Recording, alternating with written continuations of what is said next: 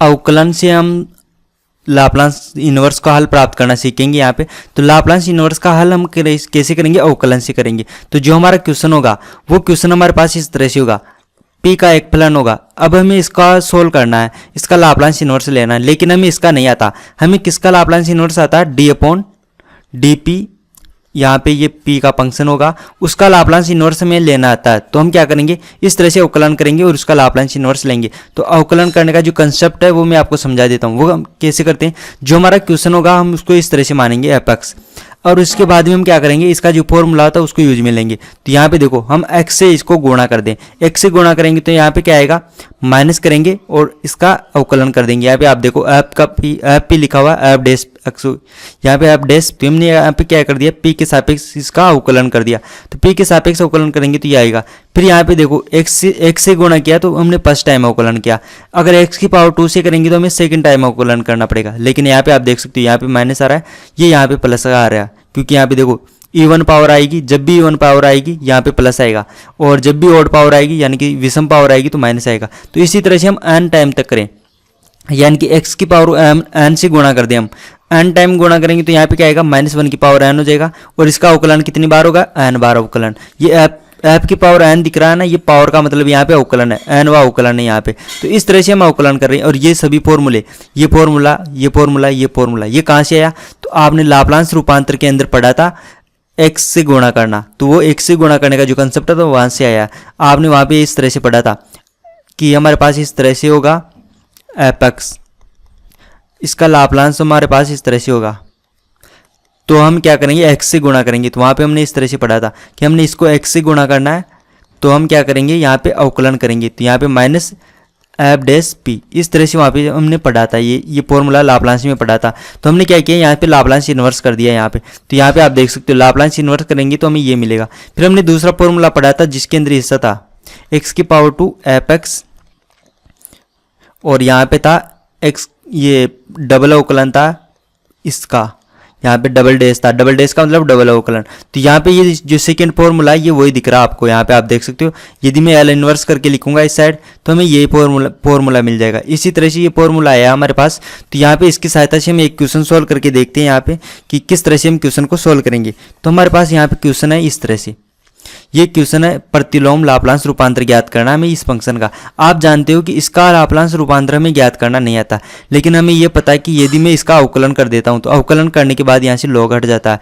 तो हमारे पास यहाँ से इसको देखते ही पता चल जाता है कि हम इसका लॉग कैसे हटा सकते हैं, अवकलन करके इसका लॉग हटा सकते हैं। वो कैसे हटाते हैं मैं आपको दिखाता हूँ। हमारे पास मान लो कि लॉग x है, इसका मैं x के सापेक्ष अवकलन करता हूँ तो हमें क्या मिलता है, 1/x मिलता है। तो हम इसका अवकलन करके इसको हटा सकते हैं। तो मैं क्या करूँगा, इसका अवकलन करके इसको हटाऊंगा। तो सबसे पहले मैं क्या करूंगा, इसको फंक्शन ऑफ टी मान लूंगा। तो मैं इसको इस तरह से करूंगा, मान लिया हमने कि फंक्शन ऑफ टी आता है, इसको सोल्व करेंगे हम, इसका लाप्लास इन्वर्स लेंगे तो हमें क्या मिलेगा, फंक्शन ऑफ टी। तो मैंने आपको कहा था यहाँ पे देखो फंक्शन ऑफ एक्स है, उससे कोई फर्क नहीं पड़ता। कुछ बुक्स होती है जिसके अंदर एक्स लिया जाता है, कुछ बुक्स होती है जिसके अंदर टी लिया जाता है। तो एक्स भी हो सकता है, टी भी हो सकता है। कुछ बुक्स होती है जिसके अंदर हम पी लेते हैं और कुछ बुक्स होती है जिसके अंदर हम एस लेते हैं। तो यहाँ पे आप देख सकते हो यहाँ पे एस लिया हुआ, उससे कोई फर्क नहीं पड़ता। यहाँ पे पी भी आ सकता है, यहाँ पे मैंने टी लिया है, आप एक्स लेकर भी इसको सोल्व कर सकते हो, उससे कोई फर्क नहीं पड़ता। क्योंकि मैं अपनी बुक के अंदर कई बार इसको यूज में ले रहा हूँ और कई बार इसको यूज में ले रहा हूँ। हो सकता है आपकी बुक्स में ये हो या फिर हो सकता है आपकी बुक्स में ये हो, उससे कोई फर्क नहीं पड़ता। तो यहाँ पे हमने देखा कि यहाँ पे एफ टी मान लिया हमने, फंक्शन ऑफ टी मान लिया इसको। अब हमें इसको सोल्व करना, तो इसका डायरेक्ट हल नहीं कर सकते हैं, तो हम क्या करेंगे, इसको x से गुणा करेंगे यहाँ पे। तो मैं इसको t से गुणा करूंगा, क्योंकि मैं t लेके चल रहा हूँ तो मुझे t से गुणा करना पड़ेगा। तो मैंने इसको t से गुणा कर दिया यहाँ पे t से गुणा करेंगे तो हम क्या करेंगे, माइनस का चिन्ह लेंगे और इसका अवकलन करेंगे। तो माइनस का चिन्ह ले लिया और मैंने इसका अवकलन कर दिया। देखो यहाँ पे हमारे पास किसका, यहाँ पे p का फंक्शन है, तो यहाँ पे भी हम क्या करेंगे, p के सापेक्ष अवकलन करेंगे। तो यहाँ पे हमारे पास s का फंक्शन है, तो इसका अवकलन हमने किसके सापेक्ष किया है, s के सापेक्ष। अब आप देख रहे होगे कि इसका अवकलन हम करेंगे, तो यहाँ पे इसका अवकलन करने से पहले मैं क्या करूँगा, लॉग प्रॉपर्टी यूज में लूँगा। उससे क्या होगा, थोड़ा ईजी हो जाएगा। तो मैं इसमें लॉग प्रॉपर्टी यूज में लेता हूँ। तो आप यहाँ पे देख सकते हो लॉग को हम इस तरह से लिख सकते हैं, लॉग ए, यहाँ पे डिवाइड वाली प्रॉपर्टी यूज में ले रहे हैं, तो मैं डिवाइड वाली प्रॉपर्टी दिखाता हूँ आपको। वो इस तरह से होती है कि log a अपॉन b। तो हम इसको इस तरह से लिख सकते हैं, log a minus log b, ये होती है log की प्रॉपर्टी। तो यहाँ पे आप देख सकते हो मैंने इसको अलग अलग कर दिया, log s plus 3 minus log s plus 2। अब यहाँ पे आप देख सकते हो इसका अवकलन होगा, तो अवकलन क्या हो रहा है, पूरा फंक्शन का अवकलन हो रहा है। तो इसका भी अवकलन करेंगे और इसका भी अवकलन करेंगे, दोनों का अवकलन करेंगे तो हमें ये इक्वेशन मिलेगी। आप देख सकते हो माइनस ये इस तरह से हमने यहाँ पे देखो दोनों का अवकलन कर दिया यहाँ पे। तो अवकलन करने के बाद हमें ये मिला है। अब यहाँ पे आप इसको सोल्व कर सकते हो, क्योंकि यहाँ पे आप देख सकते हो कि इसका भी सोल्व करना में आता है, इसको भी सोल्व करना में आता है। लेकिन यदि हम मान लो यहाँ पे लॉग प्रॉपर्टी, ये प्रॉपर्टी यूज में नहीं ले और डायरेक्ट यहीं पे अवकलन कर दे, तो हमारे पास क्या समस्या आ सकती है वो भी हम देखते हैं यहाँ पे। तो यहाँ पे आप देख सकते हो कि यदि हम इसको डायरेक्ट करेंगे, तो हमारे पास किस तरह का होगा, तो यहाँ पे इस तरह से होगा हमारे पास कि इसका अवकलन करेंगे तो 1/s प्लस 3/s प्लस 2 और फिर से इसका अवकलन आएगा आगे। तो इसका अवकलन क्या होगा, यहाँ पे s प्लस 2 इसकी पावर 2 बन जाएगा, यानी कि बहुत कठिन हो जाएगा ये यहाँ पे।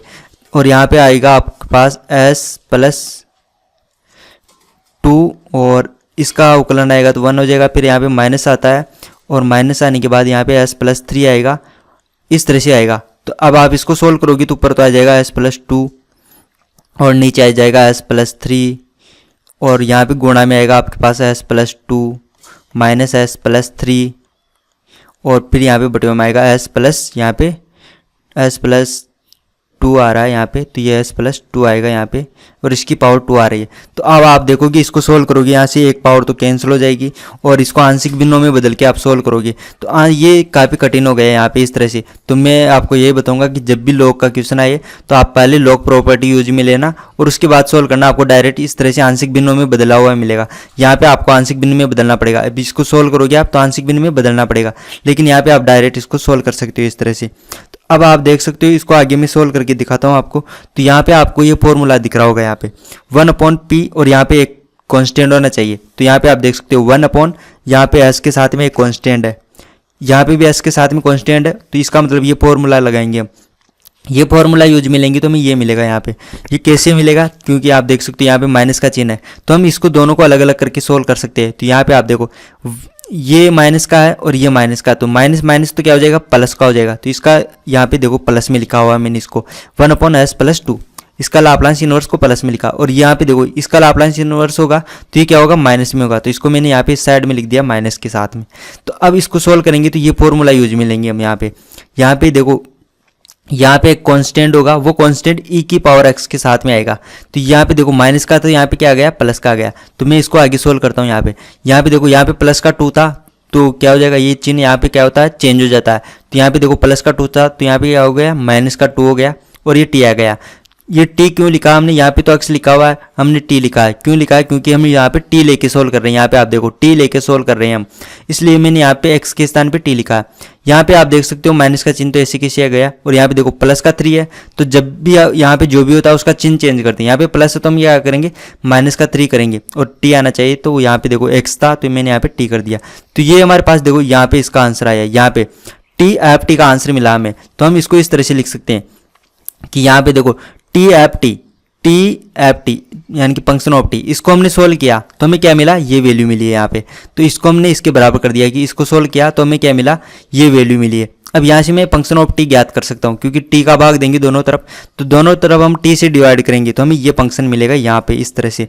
अब यहाँ पर आप देख सकते हो ये जो फंक्शन है, अब यहाँ पे आप कंपेयर करोगे, यहाँ पे आप तुलना करके देख सकते हो कि हमारा जो क्वेश्चन है वो क्या है, एफ टी है उसका आंसर। यहाँ पे आप देख सकते हो यहाँ से इसका लाप्लास इनवर्स क्या आ रहा है, एफ टी, और एफ टी हमारे ये एफ टी, और यहाँ पे भी आप एफ टी लिखना चाहिए क्योंकि ये हमारे पास क्या है, टी का फलन चल रहा है, तो ये एफ टी होगा यहाँ पे। अब इसको मैं इस तरह से लिख सकता हूँ कि ये जो हमारा क्वेश्चन था वो क्या आ रहा है, एफ टी है यहाँ पे। तो हमारे पास एफ टी है, ये पूरा क्वेश्चन है एफ टी है, और एफ टी हमें क्या मिला, ये मिला। इसका मतलब ये हमारा इसका आंसर हो चुका है। तो इस तरह से हम एग्जाम्पल नंबर 15 को सोल्व कर सकते हैं। और आपने यहाँ पे समझ लिया होगा कि हम प्रतिलोम लाप्लास रूपांतर ज्ञात करने के लिए अवकलन को किस तरह से यूज में लेते हैं। जो अवकलन का जो फॉर्मूला होता है उसको हम किस तरह से यूज में लेंगे। तो यहाँ पे और भी क्वेश्चन सोल्व करके दिखाऊंगा अभी तो मैं आपको। अगर आपको हमारे वीडियो से हेल्प हो रही है तो हमारे यूट्यूब चैनल को सब्सक्राइब कीजिए, और आपको फिजिक्स, केमिस्ट्री, मैथ, बायो या किसी भी कॉम्पिटिटिव एग्जाम के पीडीएफ नोट्स चाहिए तो आप हमारा ऐप डाउनलोड कर सकते हो। ऐप हमारा क्यूरियोसिटी फाउंडेशन नाम से प्ले स्टोर पे मिल जाएगा, या हमारे चैनल पे कितने जो भी वीडियो है उसकी डिस्क्रिप्शन बॉक्स में जाइए, वहाँ पे आपको हमारे ऐप का लिंक मिल जाएगा, वहाँ से भी आप डाउनलोड कर सकते हो। तो आप हमारे ऐप को डाउनलोड कीजिए, हमारे यूट्यूब चैनल को सब्सक्राइब कीजिए और वीडियो को शेयर कीजिए अपने फ्रेंड्स के साथ।